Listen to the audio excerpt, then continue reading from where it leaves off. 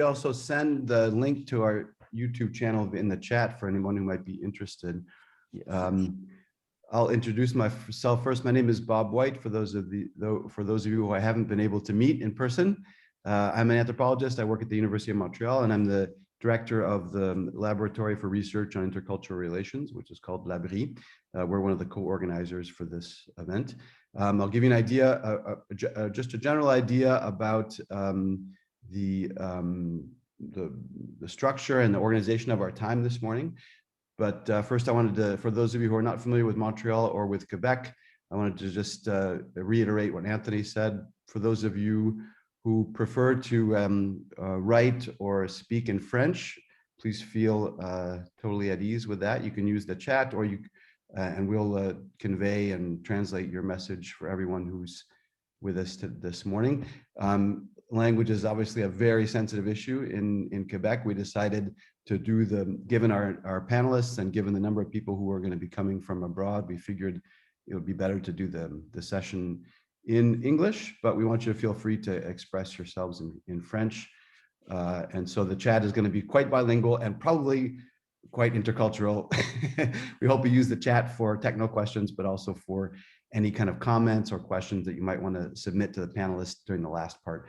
We're going to have basically 3 parts in the webinar this morning. The first part will be, I'm going to ask each of the panelists to say just a few minutes, a few words about their specific contexts and how these issues play out in the places where they live and work. Then in the second part of the webinar, we have a series of questions that I'm going to actually post in the chat so you can see what questions we've decided to focus on. And I'm going to ask each of the panelists to give some thoughts on those questions. And then in the last part of the webinar, we're going to go through the questions in the chat. I'm going to ask Anthony and Maud to kind of cherry pick some questions in the chat and bring those into the space of the panel so we can discuss them. We hoped to have something more interactive, but there were quite a few people that wanted to participate. So we decided to do a format that was a little bit more roundtable in terms of the structure. Hopefully there will be other events in the future where we can continue the discussion in more intimate or small group settings. So before we start, before I introduce the panelists and ask them to tell us a little bit about their work, I just wanted to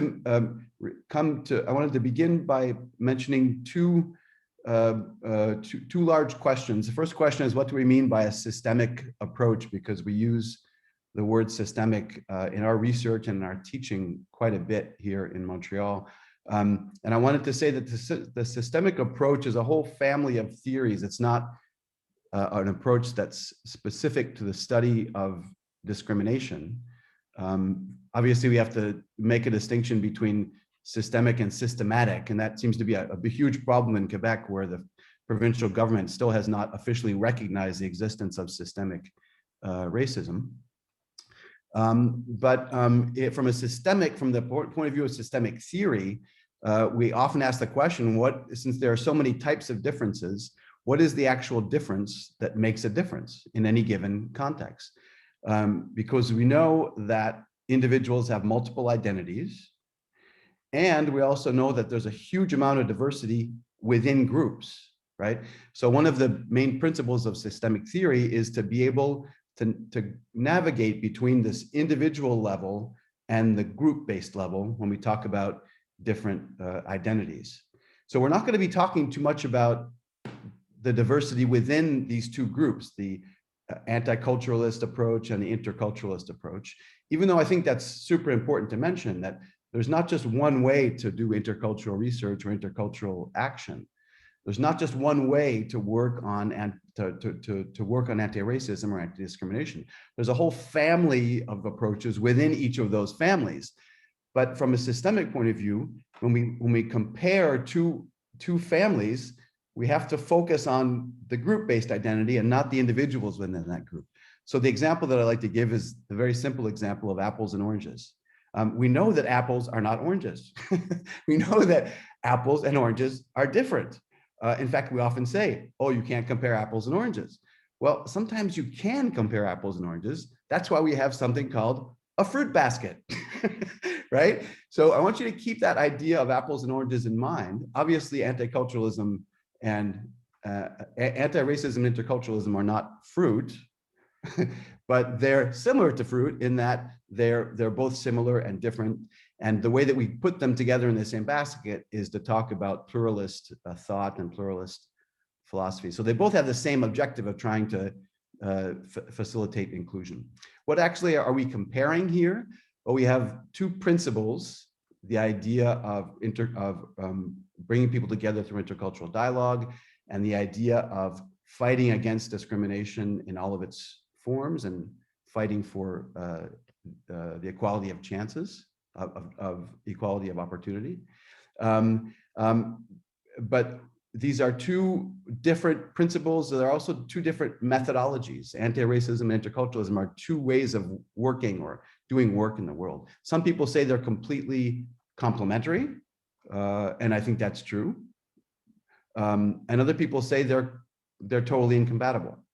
And in some situations, that's also true. So we wanted to kind of come to these questions with those different points of view and try to see, well, in what situations are they complementary and which situations are they incompatible?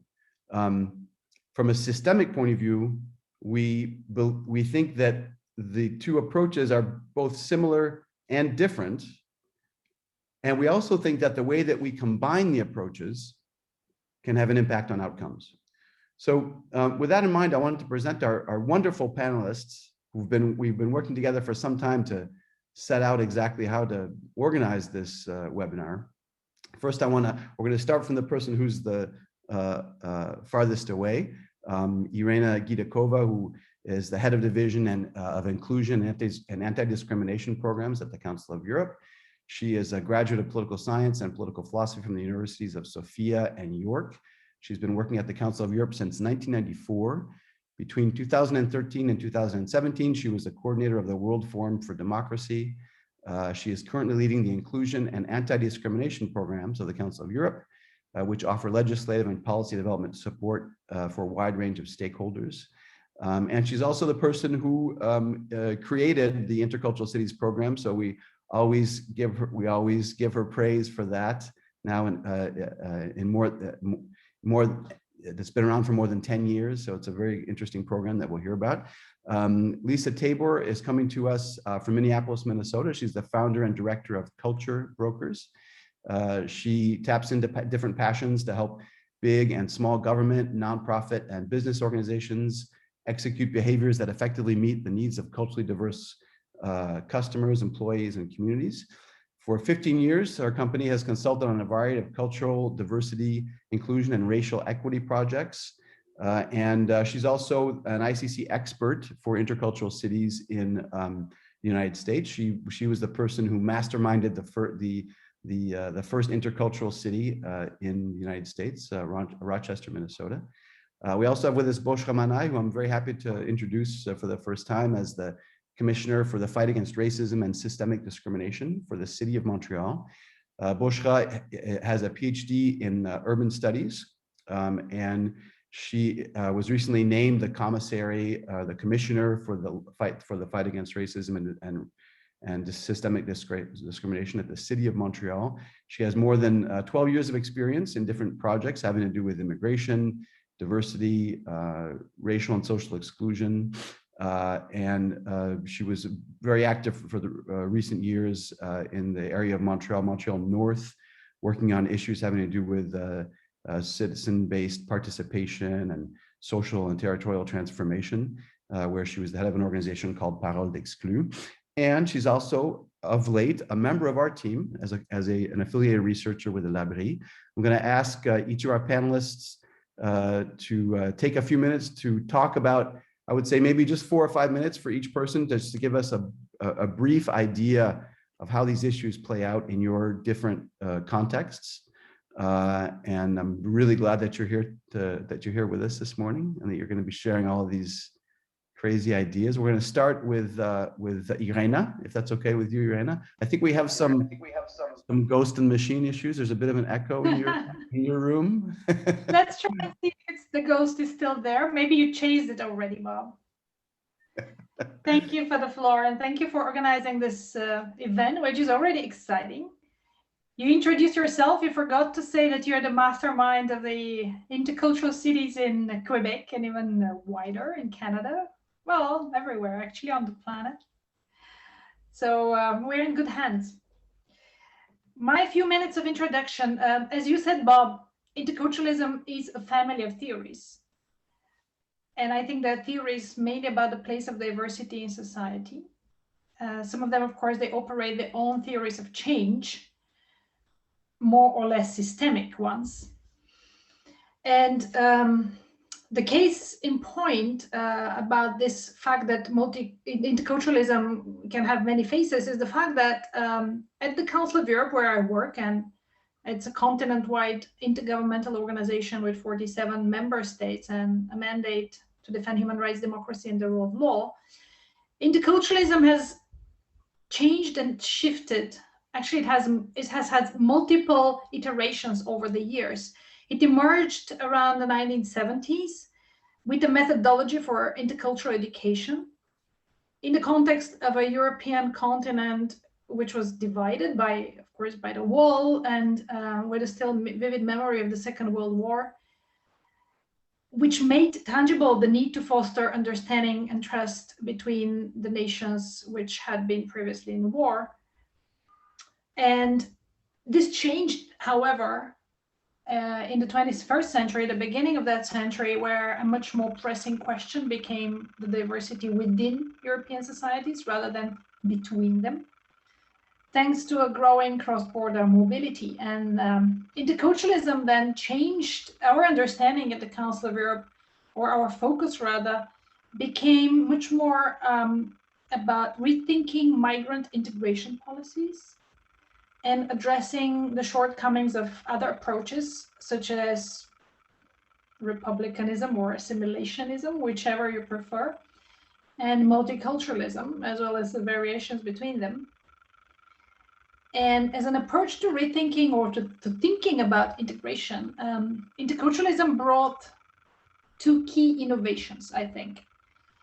One is the focus on culture and its role in facilitating or hindering common values and a shared identity, a shared pluralist identity, as well as trust and inclusion. So the first focus on culture, and the second focus on local level, because integration policies have always traditionally been designed for the national level, by the national level, sometimes regionally in federal states. And generally, local authorities had no say. And of course, this was logical as long as integration policies were conceived only to be about access to status, such as residency or citizenship, or access to public services and benefits. But of course, integration is certainly not only about this. In fact, it's much more about relationships between people. It's about perceptions, willingness to live together, to work, to learn, to share political space, public space. And all of these had not been traditionally the target of public policies, at least not explicitly. And certainly not when integration was the job of the national level only. Because those things that have to do with people and culture, those culture and people-related policies are the policies that can happen at the local level, and this is actually the core of the intercultural policies. So as you said a few years ago, that doesn't make me look very young, but back in 2008, we launched a kind of experimental program, Intercultural Cities program, with a range of cities in Europe. And now it has a global membership with cities from Canada, the USA, Japan, Australia, Mexico. And we work together to develop the policy framework and practice for intercultural integration, originally at the local level and now at the national level. You stop me, Bob, when you want to. I just have a few other things to say about intercultural integration as a concept and the way that we are developing it together with the cities. It has four main principles. First of all, ensuring equality, which is understood not only as the absence of discrimination, but also as the need to create conditions to address structural disadvantage and to ensure equality of opportunity. So it has both the negative and the positive aspect. The second dimension, the second principle of interculturality is valuing diversity across all of the key characteristics, of course, with a focus on culture, but also intersectionality, everything else. And diversity as a resource for society and as a basis for resilience, prosperity, and creativity. The third principle is fostering interaction. And we believe, and interculturalism of our brand believes that it's a way of reducing prejudice and creating a sense of belonging. To do that, institutions' policies need to make sure that that spaces are mixed, that institutions are mixed and not segregated, and that people interact around shared goals. And finally, the fourth principle, encouraging active participation of everyone, including newcomers, but also groups that have been traditionally excluded. And that in all areas of life, including in politics. And there are many ways in which you can do that, helping groups understand the political culture and build political capital, but also by introducing, alongside the representative democracy institutions and processes, participatory and deliberative processes to compensate for the lack of voting rights and experience. It looks like, it sounds like your little gremlin is back. We hear we hear a sound in the background, but that's okay because your time is up. So there's no sound whatsoever. Very strange. Oh, okay. I see that. Thanks, Irena. Anthony is just adding these three basic principles that come up often in ICC's discussions about intercultural cities. I think you refer to it as the policy triangle, focusing on equality, diversity, and interactions. And those three words are super important for the intercultural approach at ICC. And actually in our team also, we use a very similar model to that, a three-part approach focusing on those three principles. The fourth principle is how to, encourage civic participation. And that seems like a different order of difference. So thank you for those thoughts from Strasbourg. Now we're going to turn to Lisa, who I think is in Minneapolis. Is that right? Yes. Good morning. Can you tell us something about how these issues play out in your context? Yeah, thank you. And I appreciate being asked the question. I've been noodling on this since you introduced this subject a couple of months ago, and it's really helped me frame a lot of what I do in a different way. And so I appreciate the opportunity. So I'm going to be approaching this conversation as an American, as a Black person in America. And so from the context that I understand it, and I'm often helped through my thinking as well by my two associates who are here today too. Shout out to Earl Ross and Victoria McWayne Creek, who are on board. And so I, as Bob introduced me, I own a company called Culture Brokers, whose work is to help our clients get real results right away for their diversity, equity, and inclusion efforts. And so in doing that, when I started 15 years ago, we come to these measurable results through the intercultural lens. And I find that is the intercultural lens is very effective with especially majority led organizations and institutions and systems that are essentially white led in America, because it is while it's a challenging concept to think about people, all people being being equal, with all people having the right to spaces, the right to make decisions, that is a concept that America just was not founded and never was. And so we're all constantly working our way towards that, just even that concept, much less anti-racism, right, which is about power. So ultimately, our goal is anti-racist. Our goal as a company is to dismantle or replace the racist systems with ones that are intercultural. So interculturalism is our entree, because in many cases we can't we can't talk about culture, or excuse me, we can't talk about racism in a straight and blunt manner and get them on board. So it's our entree, but it's also our end result.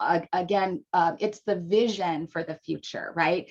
So what I often hear is we want to do this work. We believe in anti-racism. We believe in interculturalism, but we don't know what it looks like when it's accomplished.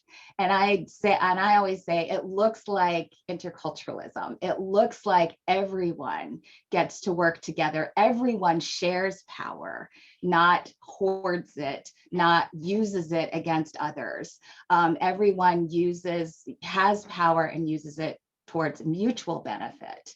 And that can only happen through interaction and many of the intercultural principles. However, anti-racism, I think, as a discrete conversation about power and about why power is in certain places is incredibly important and necessary. And unfortunately, at least in our work with our clients, we have to work up to it most of the time. We do have some clients who are straight up, we want to deal with this anti-racism issue. We want to become an anti-racist organization. And so that allows us a lot more opportunity to dig into those power dynamics.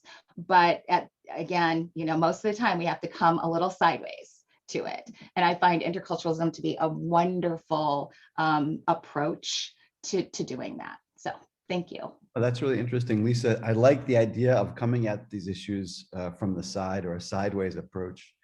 I have a colleague also at the Council of Europe who talks about using different tools as a kind of a Trojan horse to kind of get inside the fort, and then you can kind of do different things once you get inside. But sideways, that's interesting. So people don't really see you coming. You're in their blind spot, kind of. Yeah, and I want to just point out that is about. I think some anti-racists would say, well, you're sort of whitewashing things, and you're trying to, you're kowtowing to white fragility and whatnot. But at the end of the day, we need to do things that are effective. And that can be an effective way of starting to build trust, so that they open up and let you advise and guide them towards the more and more challenging activities. Interesting. We're going to turn now to Bochra. Bochra, you probably have 100 things you could tell us, because you're in a new position at the city of Montreal, and Montreal is a super interesting, complex place. We're obviously not objective when it comes to talking about Montreal, but you have a new position as the commissioner here, and Montreal is doing things that the provincial government is not doing. How do these issues play out in your work? I know it's a very new scene for you. Exactly, and thank you again for organizing this very interesting conversation. First, I will probably apologize for my English, because sometimes I won't be as perfect as I would like to be. But since I'm working at the City of Montreal for now 6 weeks, I think, I just wanted to share with you like my own trajectory using these two approaches. So as a geographer working on social exclusion, and discrimination, but also urban discrimination, I have my own trajectory using these both approaches. I first, when I arrived in Montreal 11 years ago, I started my PhD working on North African migrants that were settling in Montreal. And my focus was on ethnic cohabitation, intercultural issues, and intercultural interactions within the urban spaces. But honestly, the very fundamental issues that these people were talking about was the access to employment, the access to housing, the access to property. And my experience led me to think that in Quebec, we have a common understanding that cultural communities and cultural group need spaces and time, like spaces and event to interact, as Lisa said it. And my experience led me personally and also professionally to question, I will be provocative, okay? But to question the validity of this way to respond to the necessity of equity, because people were talking about dignity and about equity, and we were responding with intercultural issue and approach. Having intercultural events and organizing intercultural weeks in our schools, in our workplaces, for me, need to be accompanied by conversations about their citizenship. And what I understood, after a decade actually working on this, is that the intercultural approach is necessary, but it's not. It cannot do all the work we need to do when we talk about violence and when we talk about dignity and about racism. And I started to use the discriminations and anti-racism approach when I realized actually that the intercultural perspective was not able to define violence and domination within social relationships. And what I can say now, after more than 10 years, is that I'm really happy that we're having this conversation today.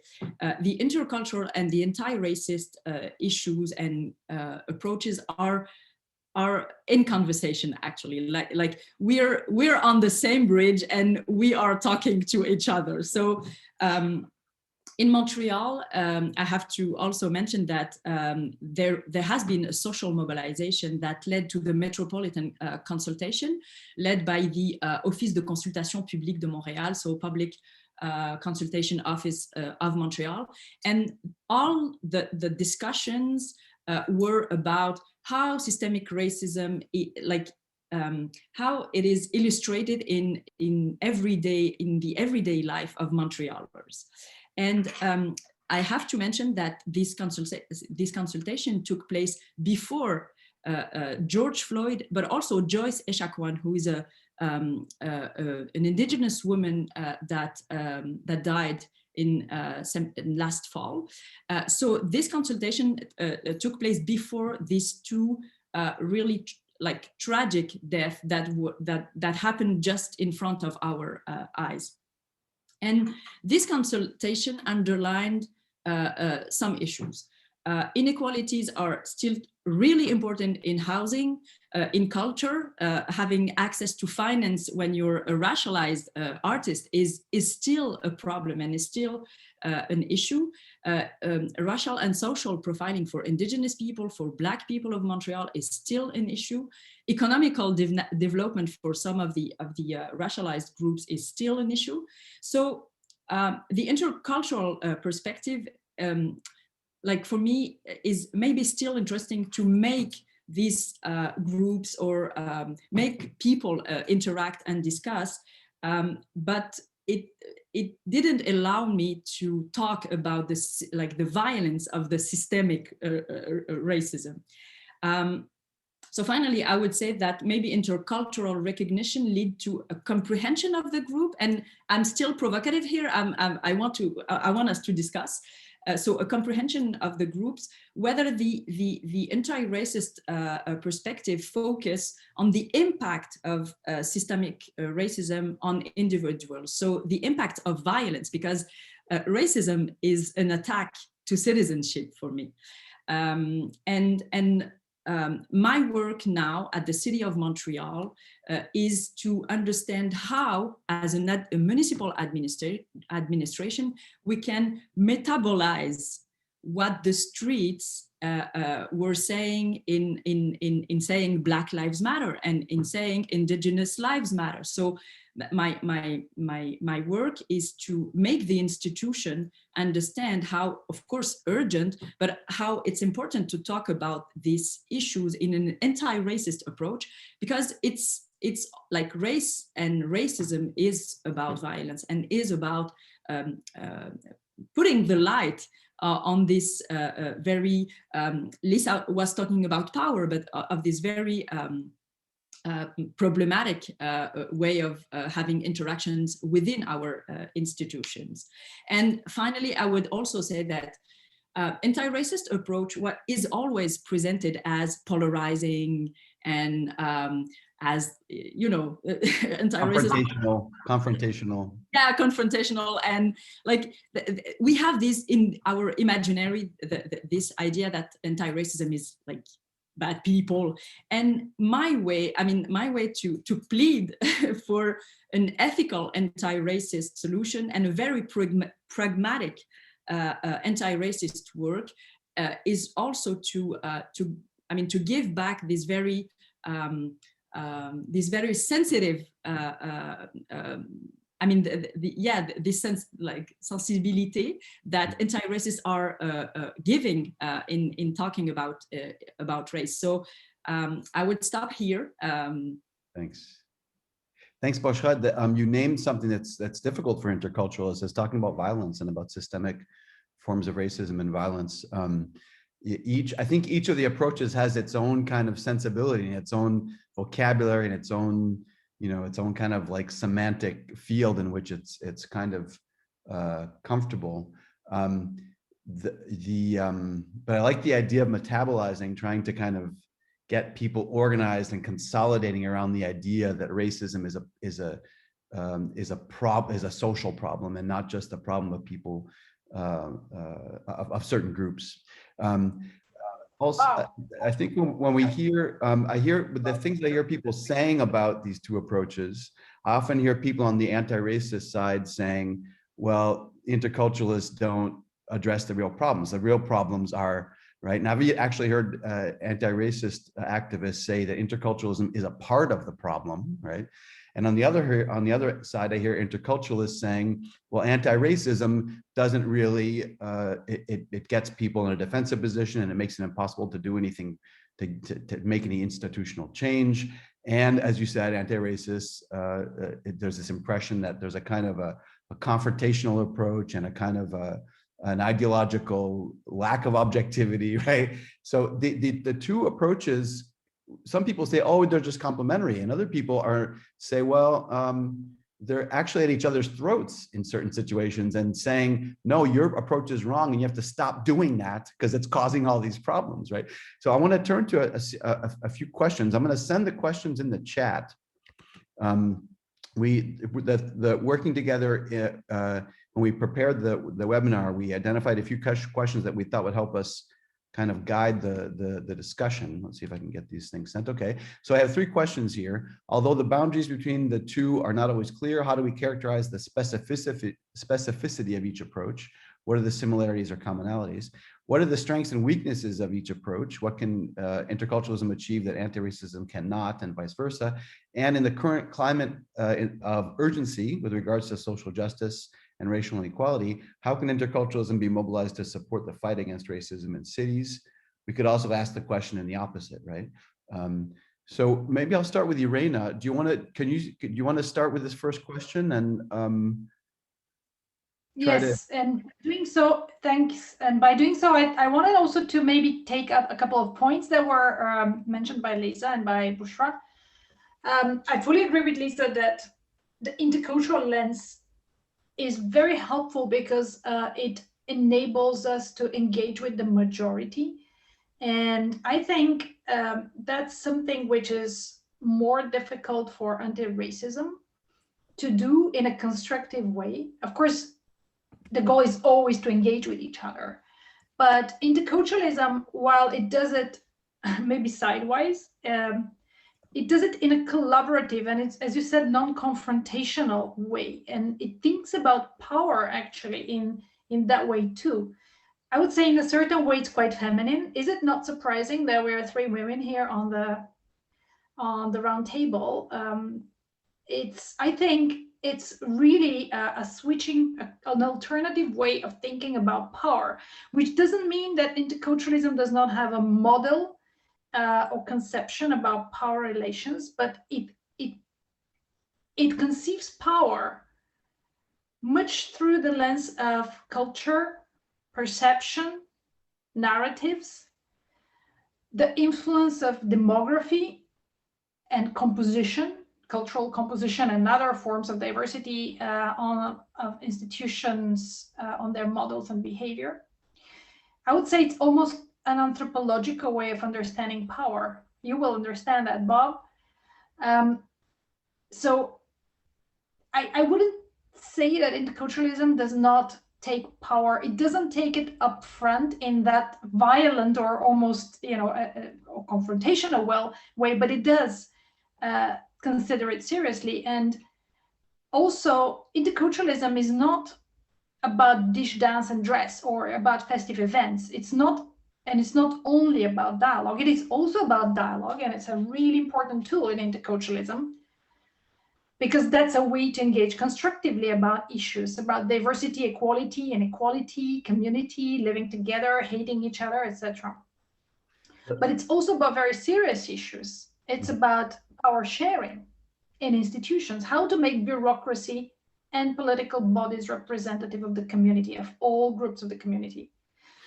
How to deal with multiplicity of languages in the community. Are we using languages as power tools, or are we using languages as tools of mutual enrichment and prosperity?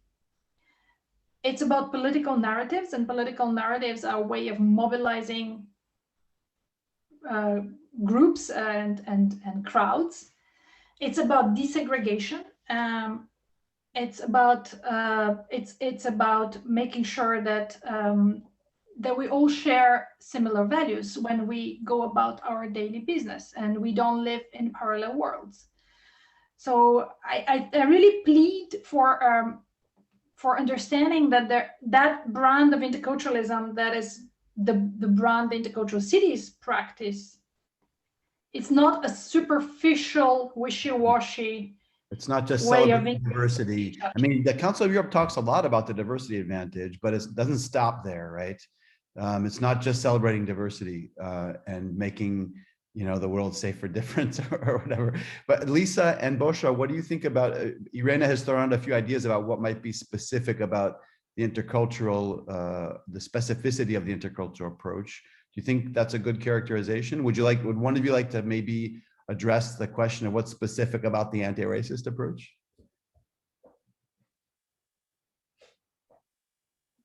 Bochra, go ahead. Okay.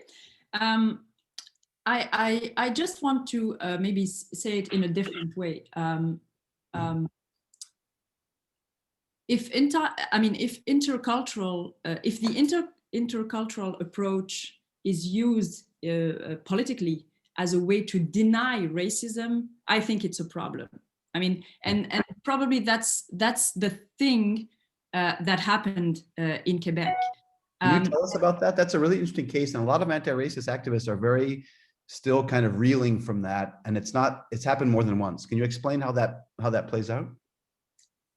I mean, everyone in the room is probably aware of the complexity of the Quebecer society. So we are having interaction nation to nation with indigenous people in this land that doesn't belong to them.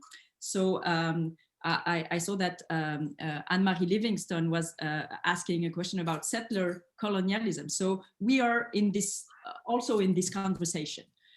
We are having a conversation between a white majority of Francophone and Anglophone people, and Anglophone people are also diversified. We are having conversation with all the historical migration groups that came at the beginning of the century, and others that came in the last, I don't know, like 40 or 50 years, composed by Francophones. So in Quebec, the conversation is I think one of the most complex one. It really is complex. Really. Because interculturalism is something that's been picked up by the state, by the provincial government, to push back against Canadian multiculturalism. That dynamic is really hard to explain, but Anglophones and Francophones in Quebec have been at war with each other for generations. I mean, metaphorically and literally. Exactly, and we still have this like symbolic. In Quebec, we used to talk about the two solitudes, talking about the Anglophone and the Francophone, and these two solitudes have like a geographical fragmentation also within its ethnic and cultural. I mean, these two solitudes also are fragmented on an ethnic and race based. So it's a really complex society, and I think the problem is that the intercultural approach was presented as the only solution to tackle issues of exclusion. Like we're still denying the systemic racism, as Bob said it, and I won't enter into that question, but we still have a denial at a political level and also in the public sphere.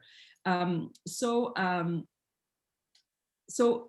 me, what is important to say is that the intercultural approach didn't capture the complexity, for example, of indigenous people and the indigenous conversation and the indigenous issues. So when you talk about the land, how the intercultural approach could be helpful. So my problem is that this approach was presented as the only one and valid. And also, as Anne-Marie Livingstone precised it, if we had a mobilization at the OCPM, so if we have an institutionalization of the anti-racist conversation, it's because some citizens really expressed their urban citizenship. So for me, we're having this very complex conversation, but actually we're having it. So it's really important even to talk in a conflict manner, but we're talking and we are having this conversation. And for me, it's a way to express our urban democracy. So it's complex to have this conversation, and it's really hard sometimes to feel that your approach is erased.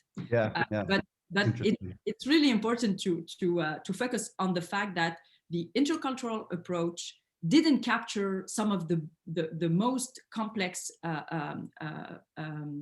groups, like indigenous people, but also the Black people of Quebec that are really a complex communities.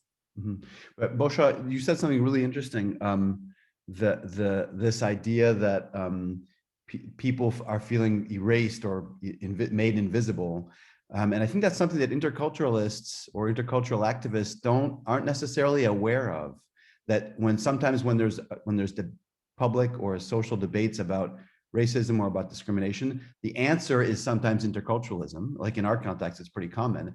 And that can be experienced as a form of erasure, because as you said, there is sometimes the intention to want to deny racism or systemic discrimination using interculturalism as a response. So we have to remember that, but I also have colleagues who say, when I say I do research on interculturalism, they say, oh, that's horrible. Why would you do that? Why would you even use that word?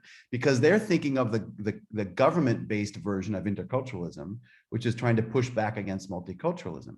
So I say, no, that's not my interculturalism. I'm not like, that's not my group.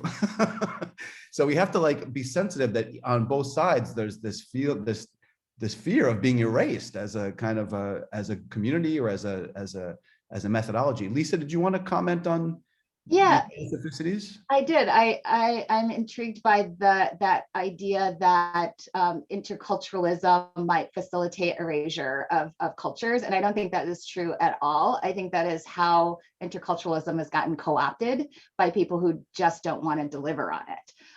And the same way that diversity was co-opted, inclusion is co-opted, right? It is it is a, I think that is what is really important is to study the philosophy behind these concepts or these approaches, and determine to what extent jurisdictions, organizations are following through on that philosophy.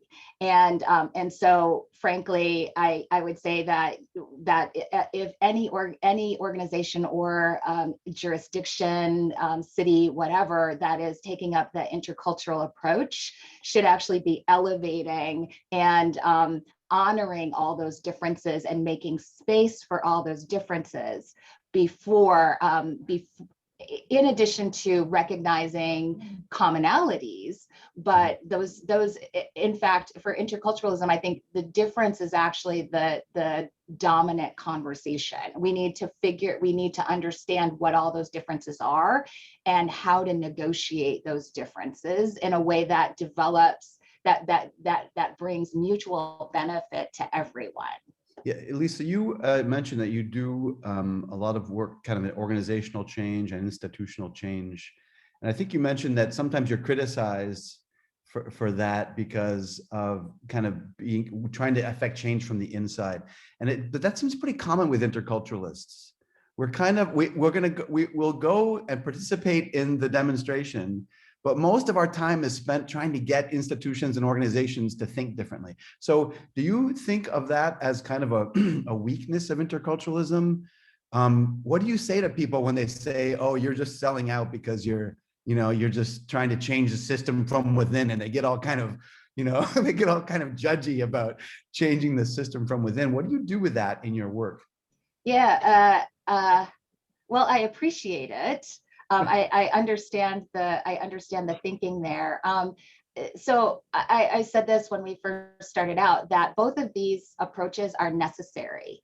And some of us may, like for me, I feel like I walk on that very middle ground. I'm on the fence. In some cases, I am solidly intercultural, and I would say that that's definitely part of my own philosophy. And then in some cases, I am anti-racism. I'm the secretary of the St. Paul NAACP, or the National Association for the Advancement of Colored People, which is solidly an anti-racist organization, right?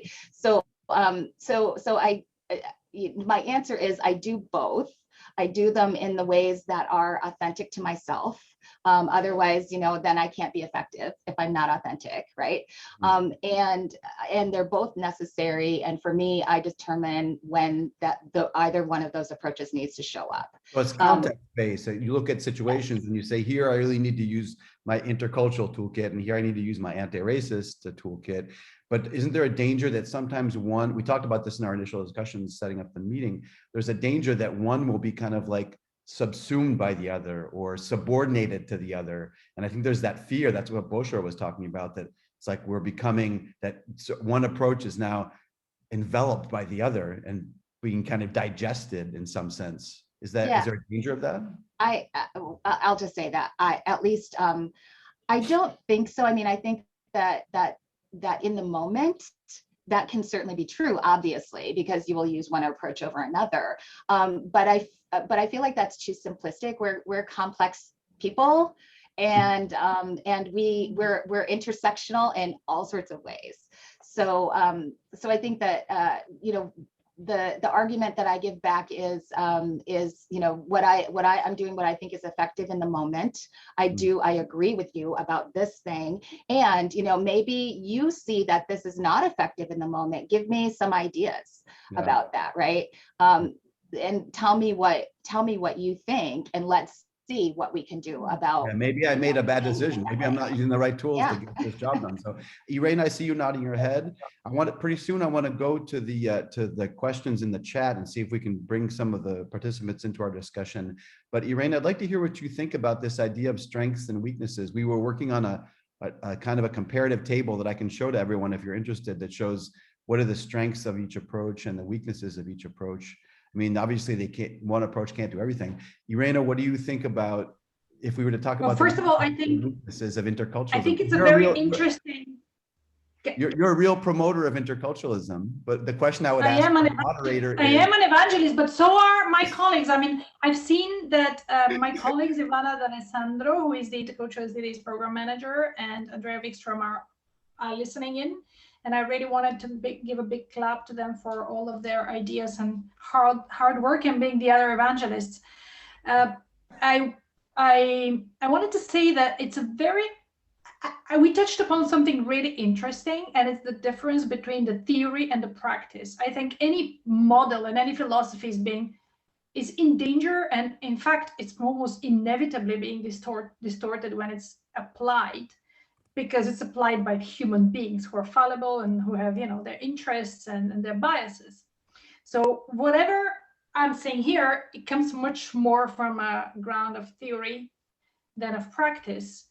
And so if I am having to look at interculturalism and anti-racism and their respective strengths, or rather more into their weaknesses now, I think both of them actually have a difficulty to address economic power and inequality, either in relation to indigenous people or other groups. And I think the example with indigenous people is a very good one, because in the end of the day, those who are condemning racism or are not listening to the claims and the legitimate demands of people who are excluded or have suffered past injustice do so because of interest, because they want to keep the assets that they have acquired through those illegitimate means. But I don't think addressing issues on the basis of race is actually doing much to say, okay, but what about a society where power is distributed primarily on the basis of economic assets? And neither does a thinking which is conceiving society where, in a way in which power is very much based on perceptions and cultures and understanding of the other and groups, etc. So I think both approaches are not really addressing the issue of economic inequality, accumulated wealth, redistribution. But interculturalism is trying to, in a sense that it's saying that equality should be equity, should be effective equality. So in order to achieve that, you actually need to go some way towards redistribution. And for instance, taking the example of spatial desegregation, whenever you're advocating the mixing social environments, neighborhoods, that means bringing in the poor people with the richer people too. That means creating opportunities for poorer kids to go to better schools.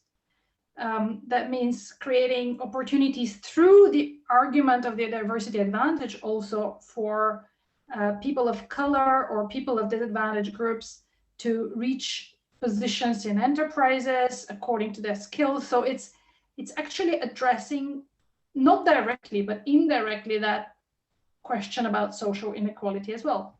So maybe, Irena, maybe equity, Lisa and I were talking about this, maybe equity might be a kind of a bridge between the two approaches, because the two approaches are clearly both concerned with and trying to work on equity. Bochra, equity is a big issue at the city of Montreal. They have policies in place and trying to take an equity-based approach. Could you give us what's your spin on equity? How do you explain it when you talk about it? Yeah, and one of the questions I think we have to share, either we're anti-racist or intercultural or both or whatever, is what is the meaning of our approaches, and the way we use them has a goal, has a meaning, and it has to be equity and dignity. And I just wanted to mention that, and probably I'm repeating myself, but I think it's important.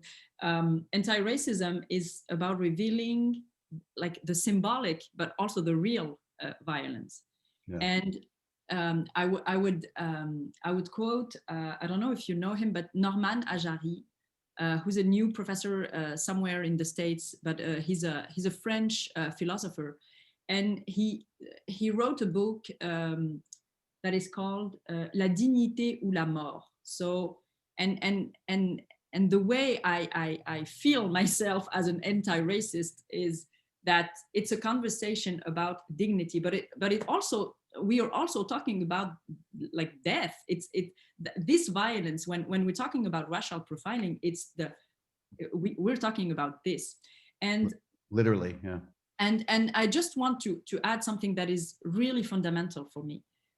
Race matters, and it's fundamental to a lot of economical and social interactions. But as a feminist, I would say that gender and class is really embedded, I mean, has to be embedded in this conversation. So when we think about the goal and the like, why are we talking about this? Like, why are we using intercultural and anti-racist approaches? We have, I think we all have the same dream that our cities as administrations, for example, and all of our institutions need to be equal. And I think Guy Drudy put something in French that is really interesting. Probably someone should translate it, because for me, if we are talking about recognition and not about redistribution, we won't achieve our goal of equity. So recognition is not enough. Recognition is important and is essential, but it shouldn't be the only our only goal. And I think within anti-racist, and I'm super critique with everyone, honestly, and people are critique with me, so it's it's funny. But I think among anti-racist groups, we also have to admit that complexity and fragmentation isn't discussed, and we have to have these discussions between men and women within anti-racist groups, for example. So for me, it's really important to put the equity as a goal, and not to forget gender and class.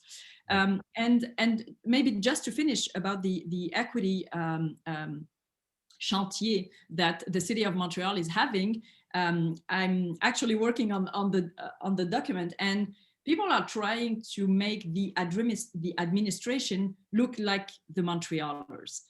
In 15 years, Montreal will be composed by more than 55% of people with, I mean, ethnic, visible minority, or having a background coming from outside the country. So our demographic composition is real complex, and we have a geography of this complexity, but the administration is still need to work on this. So we are having this vision for the next 3 years, and my work will also be to think about this vision for the next 10 years. I'm not saying that I'm gonna be there for 10 years, but we have to think about this equity and this, and how inclusion and diversity should be in the ADN. I don't know how to say in it. the DNA. Yeah, well, this Yeah. is the question of timing also. I always noticed a big difference between the way that interculturalists and anti-racists think about time. That interculturalists have this idea that it's a long-term, slow, plodding, kind of very gradual, par étapes. And then anti-racists have this idea of urgency, like we have to do this now. And then when because we can't accept it anymore. But then some anti-racists will also say, look, this didn't start yesterday. We've been working on this for centuries. Like, so we're not just being impatient, like we're tired of waiting, right? So before we go to the questions from from our participants, I just wanted to share with you quickly the result of our initial discussions between the panelists and myself about how to actually, compare these two approaches. I'm just gonna, we can send this via the chat later, and this is just after, this is really very rough. It's not something that we're publishing yet, but to give you an idea about some of the similarities and differences, the strengths on interculturalism: focus on communication, emphasis on organizational practices, capacity to speak to majority groups, focus on process, forward-looking, emphasis on social cohesion. Anti-racism, there's an emphasis on claims regarding systemic discrimination, working with a legal framework to understand the power relations, capacity to mobilize public sentiment, the sense of urgency that we talked about, sees racial bias as a key factor in terms of outcomes, concern about history and its connection to the current situation. You can see all of these elements in our discussion up till now. And the weaknesses, this is always harder. In fact, sometimes this might be a bias, but sometimes I think it's harder for anti-racist activists to discuss their weaknesses. So Bochra, I'm really glad that you were able to talk about these things. And Lisa, also, we have to talk about our weaknesses if we want to be able to do a better job, right? So interculturalism is kind of focused on dialogue and like this utopian idea of everybody understanding each other. No clear model for understanding power relations. Irena addressed that question. An incremental, maybe too slow approach, which requires a mainstreaming. Mainstreaming is a real tough issue. Lacks a model for acknowledging or repairing damage from historic injustice, and some difficulty with understanding dynamics in systemic terms. Anti-racism has a confrontational approach with majority groups, especially, and with public institutions. A model of power relations, which is kind of focused on a binary between oppressors and victims. Privileges the analysis of race over the analysis of class, we talked about that, and situates majorities outside of the search for solutions. These are just some ideas that we were throwing around to try to see. So if each approach is in a position to talk about its weaknesses, then we get into those little vulnerable moments when we're in smaller groups and we say, yeah, I agree with you, we need to rework this, we need to rethink this. How can anti-racism become more dialogical, and how can interculturalism become more critical? These are questions that we often ask in our team. So I want to now turn to to Anthony and Maude to see what's been going on in the chat. It seems like there's quite a bit of activity there. And I've asked them to kind of curate the chat since we don't have too much time. We'll have about 20 minutes or so to take, I don't know, maybe 3 or 4 questions. We'll see how time goes. And then I'll ask each of the panelists to kind of give their thoughts on those questions. Anthony, do you want to start with a first suggestion, or is Maude gonna throw out the first question? Je vais juste laisser la place à Maude le temps que je trouve quelques petits documents. Okay. Maude, can you throw out the first question? Yeah. Just to let you know, you're invited to give your question in the chat so we can read them to the panelists. So first question was from Stefan Shashua. He was asking, is interculturalism a catch-all? Religion, ethnicity included? Is anti-racism more focused, ever trying to be more focused, intersectionality, cause-based? So yeah, he was asking, this was his first question. And I just see he has a second question here. In spaces where some governments show discord, should our approach be more anti-racist? Do we need supportive governments for strong interculturalism? So I leave you. Irena, can you take that question, that first question, the question about, does interculturalism include everything, or is it just culture? We hear that question a lot in interculturalism. Well, first of all, interculturalism it's focusing on people, neither on cultures nor on groups. And it's conceiving people as individuals with a lot of different facets to their identity. So what it tries to do is to conceive policies that are able to deal, accommodate, and empower all different facets of people, if that makes any sense. So of course, culture is one important element, but it's certainly not the only one. And of course, gender and gender identity, age and social class, visible diversity, and many other characteristics are equally important. They're equally important for people's identities, and they should be equally important for policy making and should be taken into account. So yes, the intersectional approach, both in terms of eliminating discrimination in multiple ways, but also in terms of reinforcing the factors that make people strong, an asset. They're parts of their identity that are an asset for society. That's the interculturalism's focus. I really liked your phrase when you said interculturalism should become more critical and anti-racism should become more dialogical. And I wanted to add something to that table of analytical table. I think we didn't discuss that at all because we're only taking always the individual lens and the lens of exclusion, inclusion, and equity. But interculturalism also has an additional goal, which I think is very important, and it's building trust and cohesion within society. It's maintaining the stability of society, which is a basis of the stability of both democracy and human rights.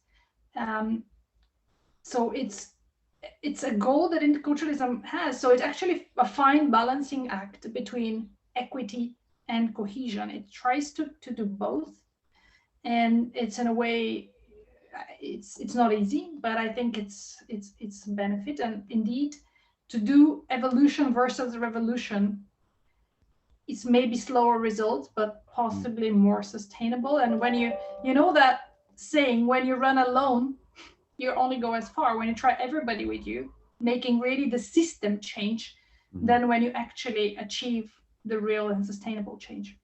Lisa, do you want to respond to this question about what interculturalism includes? Because I get this all the time, is that anthropologists, people say, oh, well, interculturalism is really just limited because it only talks about culture. But we have to explain that it's not just about culture, like in the sense of anthropology or ethnicity. Yeah, I agree. I agree with Irena.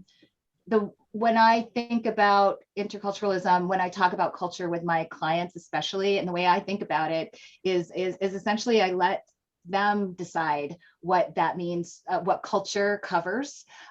There has been a lot of relatively newer positioning of gender as a culture, of sexual orientation as cultures, of class as cultures, right? Professional cultures, class culture. Right.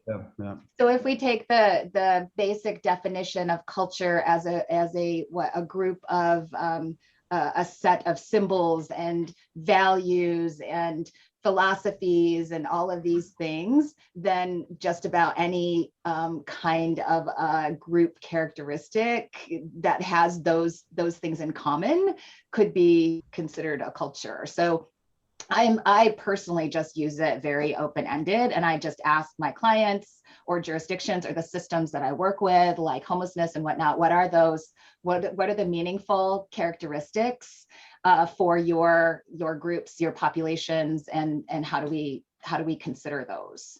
Okay, Bochra, what do you think about that? You're a cultural geographer, no? Culture matter. Culture has a culture. In French, we would say la culture a le dos large. Culture gets blamed for a lot of things, right?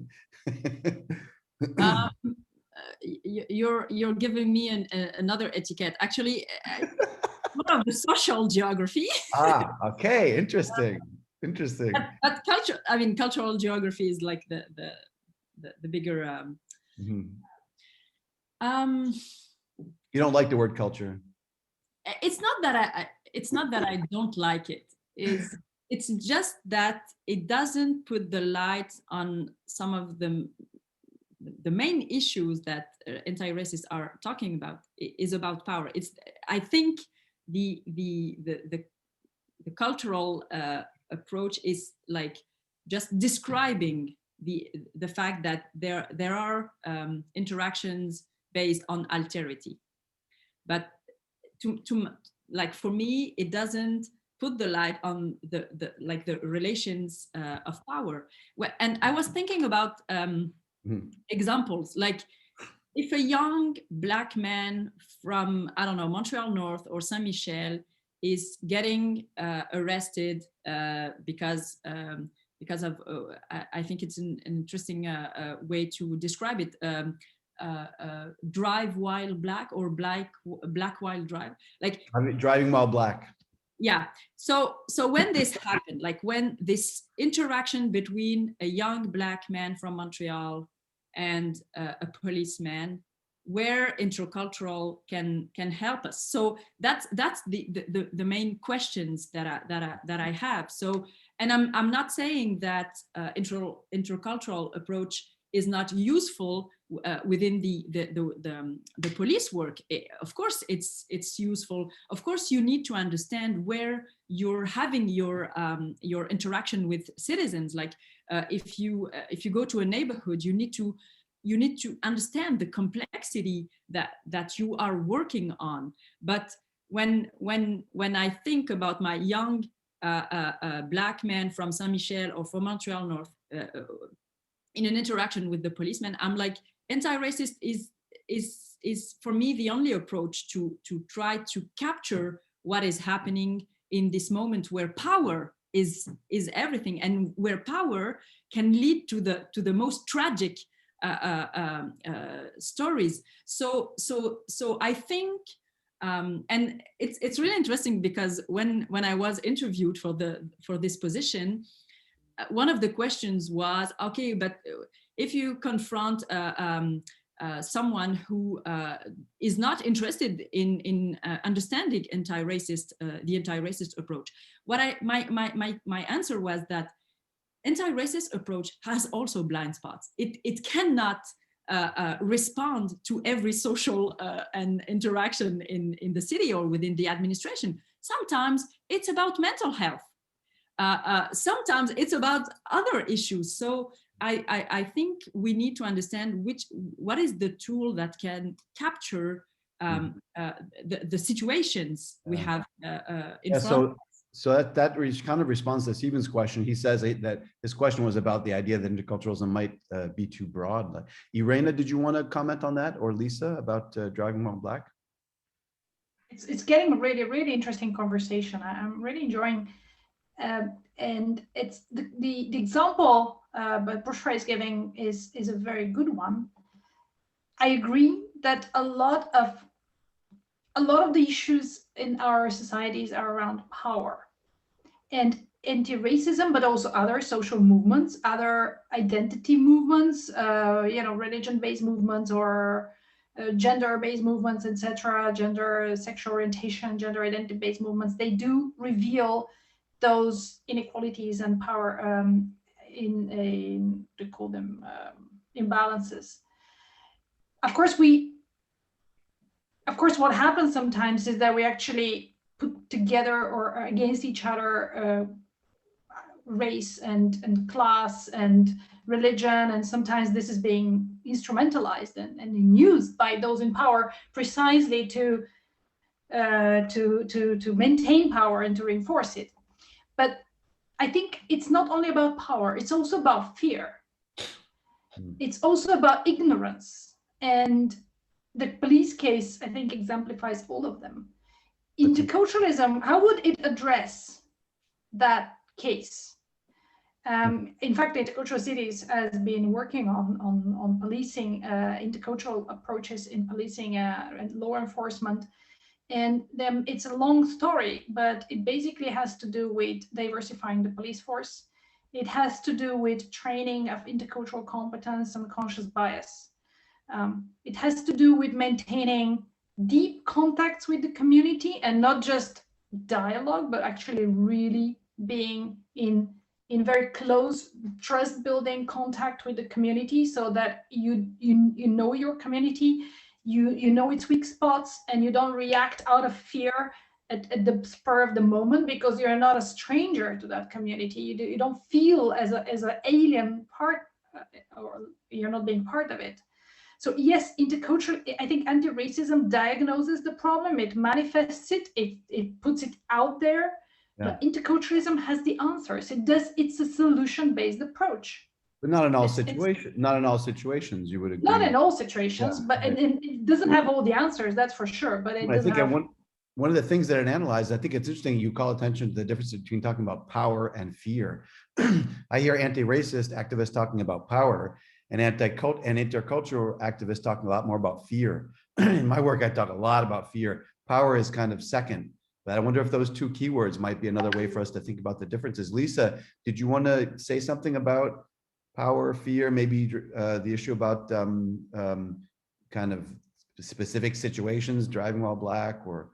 Oh my gosh, that's so complex. I will agree with everybody else. I just say that that kind of a circumstance where the underlying assumption driving while Black, of course, is that when a person is stopped, they're stopped only for that reason, pretty much for that reason, mainly for that reason, and that the outcome is going to be pretty negative. And it is anyway. It's another form of violence. I think Bochra was right. It is a form of violence, and there is a lot that contributes to that violence. And I can see how anti-racism training could be helpful, but only when someone is receptive and actually agrees that there is racism, and that the whole system is racist. But when they don't, interculturalism and the dialogue and the engagement that Irena is talking about is necessary. That's interesting. Because otherwise they will not entertain the idea. I like that a lot, because one of the other big differences I see between the two approaches is that it's the way that the two approaches think about the majority group, whether it's white or of color, but that anti-racists tend to focus more on the victims of systemic discrimination, and they tend to see majority groups as being the source of the problem. And interculturalists have a little bit more kind of empathy for majority groups, and they're kind of like, well, they're freaked out, and we need to, in order for them to change, we need to accompany them in that. So that's kind of what I hear in what you're saying too. I think that's really interesting, that the fear is important for everybody. Everyone is afraid. I just want to say that I'm that word empathy, in some cases, maybe some of us might remember when we had certain kinds of ways of thinking about people and we would have empathy. I would say for sure, I think sympathy for sure, recognizing that, change is tough for people, and the demand to give up some of the things that you might, the perceived demand to give up some things that you benefit from, right, and have rights to, is a scary thing. And we have sympathy for that, and we recognize that, but we work to mitigate it. Well, that's interesting, because there's so much intercultural training out there which focuses on empathy. And I'm an anthropologist, so I care about empathy, but at the same time, empathy is not enough. There's this idea that if you're just open-minded and you have empathy, then you're going to be not racist. Well, that's not really how it works. Like, we have to go into these different forms of institutional change. And we might have the time for one more question, because it's already getting close to 10:30. I think Anthony, is there a question that, I think there's a couple of questions that have to do with this question of the model that we have for change, and how do we, je sais pas si tu peux lui proposer quelque chose. Yep. There is many comments and questions, but one is more related with the actual discussion. The question of Earl Ross about he says that in the States we will often talk about the idea of justice when we engage this discussion. How does justice show up in relation to this idea? So it's related. Yep, it's other the question, but we don't have time to. We don't have time to go into to talk about the detail, but maybe each of us could say a little bit about how each of you, the panelists, could say something about how the question of justice plays out in your approach or in the work that you do. Irena, Bochra, do we have the same? Are we talking about the same thing when we talk about justice? Do you think? You go ahead, Irena. Yes. Well, we talk about justice at the Council of Europe. There's many ways. I mean, we usually talk about justice in terms of judicial redress, not so much in terms of social justice. But of course, social justice is important, although we don't necessarily use that term. We do use equity, equal dignity, etc. And how I really, as a final word, I wanted to agree with Lisa very much. You cannot force people to change unless you really, make a revolution or I don't know, put them in jail or whatever. You can put them in a situation where they recognize that change is something that they also will benefit from. So interculturalism being as a win-win, not necessarily only about making majorities. And then again, majorities is something that is becoming obsolete, right? I mean, what is the majority in many cities like Montreal? That everybody has something. If you work with the others, and if you engage with others on the basis of their assets rather than their deficits, if you're ready to cooperate, if you're ready to look for a shared ground, then everybody wins. And I think interculturalism as a methodology, as a policy approach, is trying to do that, but also as a political message, as a slogan, you know. It's a win-win. We can make it a win-win. It's not a zero-sum game. Bochra, would you like to say a few concluding remarks? Yeah. It's really interesting because we were centering the equity, like the idea of equity before, and I think, of course, justice is also has to be like one. I mean, it's probably the way, like the mean to achieve our goal. Like if you don't have like the idea of social justice, spatial justice within your work, you won't be able to achieve equity. And of course, I know I have my bias of like my geography bias, but I think it's really important. And I will answer with an anecdote. So I'm working at the city of Montreal since 6 weeks now, and I think one of the key of my work is to be is that the head of the city and either political or administration believes in the way we need to accelerate change. So in my work, I feel that I'm not instrumentalized, or that I'm not a token, or that I have like the ability to influence the day-to-day work of my colleagues, because those who are in power think that we need we need this change. We need to accelerate the inclusion issue. So and one of the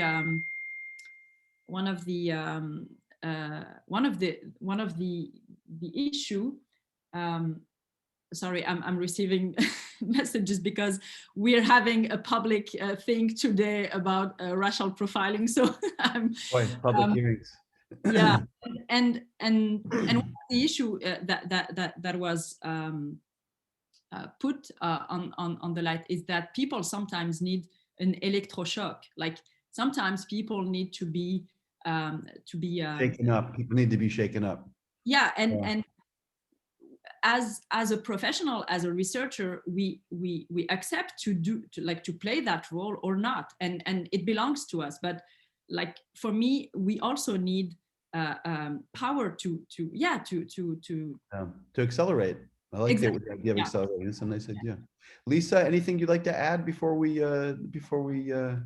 conclude? I would, because I think Earl's question about justice is triggers for me the fact that we haven't talked about repairing the damage that's been done to these communities, and that has been done for hundreds and hundreds of years, or if not longer, right?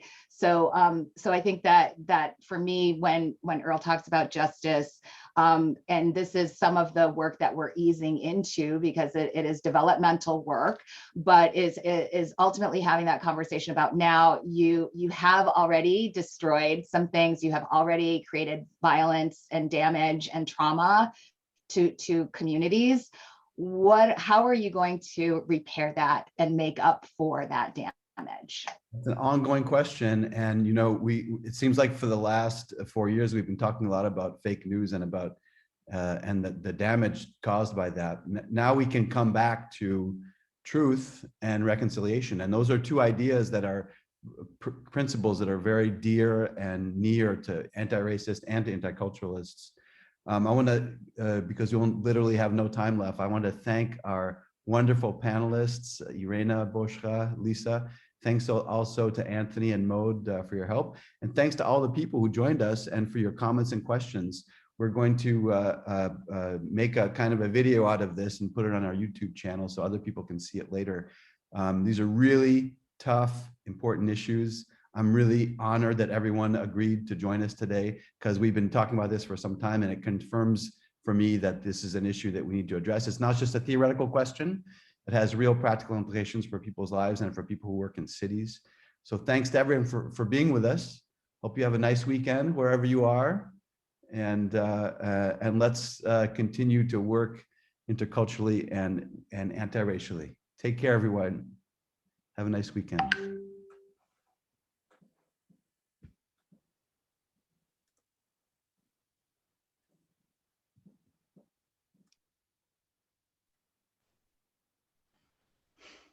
Est-ce qu'on débriefe un peu, Bob?